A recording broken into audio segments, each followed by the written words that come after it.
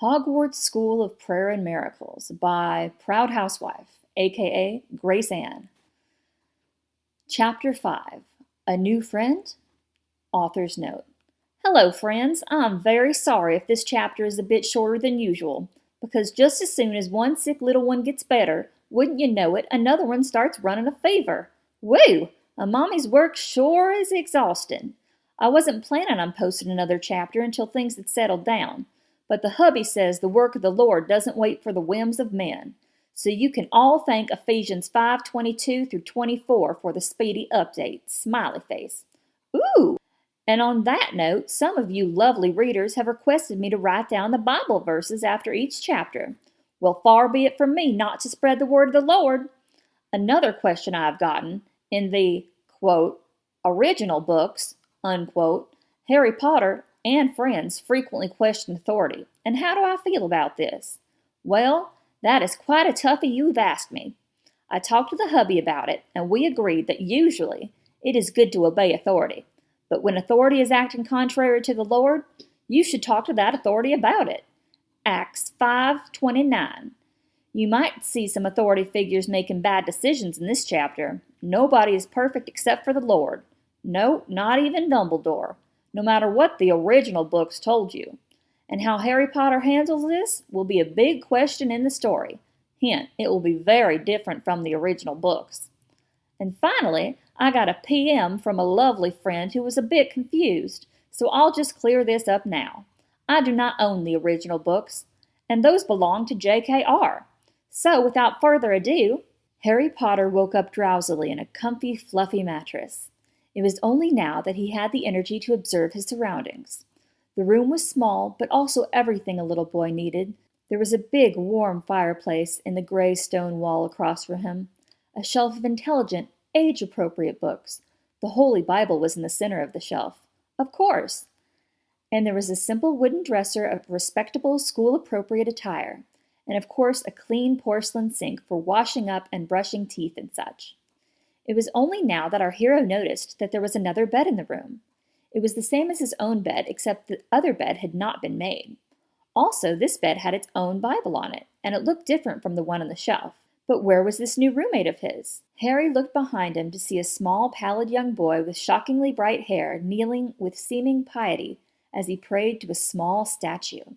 At this shocking sight, Harry felt a horror, but he quickly composed himself and declared bravely, "Hello, friend, my name is Harry Potter, and I take it that we are roommates? What's your name?" "Ronald Weasley," the other boy responded friendlily, and he reached out a hand to shake. "Welcome to Hogwarts. I'm a Christian, too." "Really?" Harry exclaimed delightedly and clasped his hands together. "This is joyous news." Ronald smiled deviously, and Harry remembered that he had just seen this boy praying to a statue, and he wondered why that would be. But he was new to this whole Christianity thing, and maybe that was okay. Still, it didn't feel quite right. He bravely resolved he would bring it up with Dumbledore. "Would you like to come with me to breakfast?" Ronald queried politely as he got up from the statue he had been kneeling in front of. "They have delicious food here in the Great Hall." "Would I ever!" Harry cried delightedly, and he bolted out of bed, brushed his teeth, and washed his face. This little one certainly had a healthy appetite.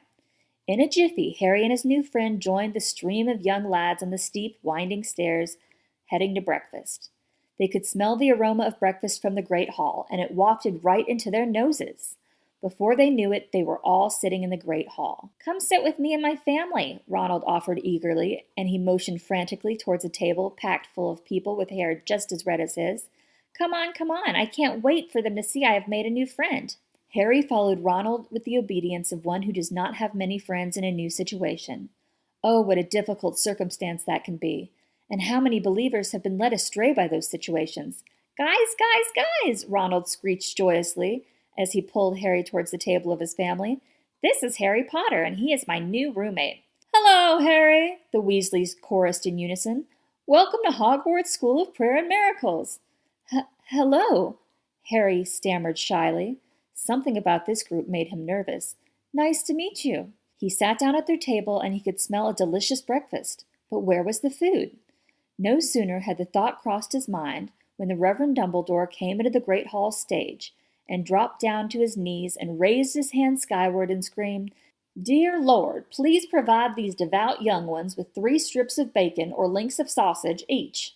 2 for the ladies, a bowl of hearty oatmeal flavored with cinnamon and apple chunks, 2 poached eggs all the way through, home seasoned fries with garlic, a glass of orange juice and milk, and all dishes up to the task.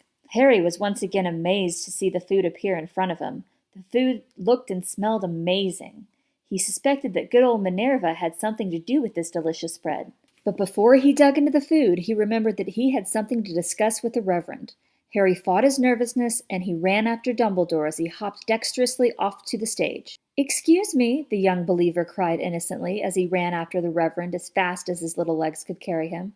"Excuse me, Reverend?" "What is it, son?" the Reverend reiterated kindly. He was dressed respectably in sturdy, manly jeans and a red, white, and blue plaid shirt, over which a few virile tresses were visible. Wait, what? And a pair of admiral brown cowboy boots. "Are you settling in all right?" "I sure am," Harry retorted graciously. "How are things with your family?" "Very well," replied Dumbledore knowledgeably. He was impressed with this little one's manners. "Was there something you wanted to talk to me about?" "Well," Harry began uncomfortably, and he scuffed his blue-sneakered foot against the polished wood of the floor of the great hall. "I woke up this morning and I saw my roommate praying to a statue. Is that really an okay thing to do?" "That's a real toughie," Dumbledore answered ponderously. "Well, I don't worship idols. It is, in fact, a very unchristian thing to do. But you see, here at Hogwarts we divide ourselves up into sorting hats. After breakfast, all the new little ones will choose their hats. Each of the different hats have different beliefs, but we all love the Lord. And what more in common do you need?" "That does sound true," Harry pondered sensitively. "But is it really? It seems that, if we all really love the Lord, we don't need to divide ourselves. Are the division between the different hats really so significant as to merit dividing Christianity? What are these divisions?" "Well, they are somewhat significant," Dumbledore allowed tentatively. "For instance, I'm a Gryffindor hat. We believe everything in the Bible, and only the Bible. That red-headed roommate of yours is a Slytherin hat." "And Slytherins worship statues?" Harry queried innocently. The Reverend nodded gravely. "Then how are they Christian?" Harry questioned skeptically. "What about Exodus 20:4-6? That's a 10 Commandment."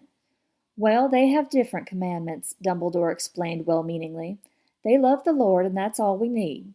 "But do they really love the Lord?" Harry posited timidly. "If they do, then why do they worship statues?" "Dark days are coming," Dumbledore replied earnestly. "We need to be inclusive. If there were only Gryffindor hats at Hogwarts, then there would not be many people left." "I see," Harry conceded uncertainly as he walked back to Ronald's overcrowded table. He was getting nervous about this hat business, but he was supposed to have trust in Dumbledore. After all, grown-ups know best, right? Author's note. Blessings. As always, not a professional narrator. It's going to get harder in Chapter 6 because we get to see more of the hats and more of our favorite Harry Potter quote-unquote characters. The reading is really hard because the punctuation is so confusing. So please forgive me for any little quibbles or mishaps or things that feel awkward. But I am convinced that I'm doing the Dawkins, or perhaps the Hitchens work. So I shall continue on. Until next time, listeners. Peace.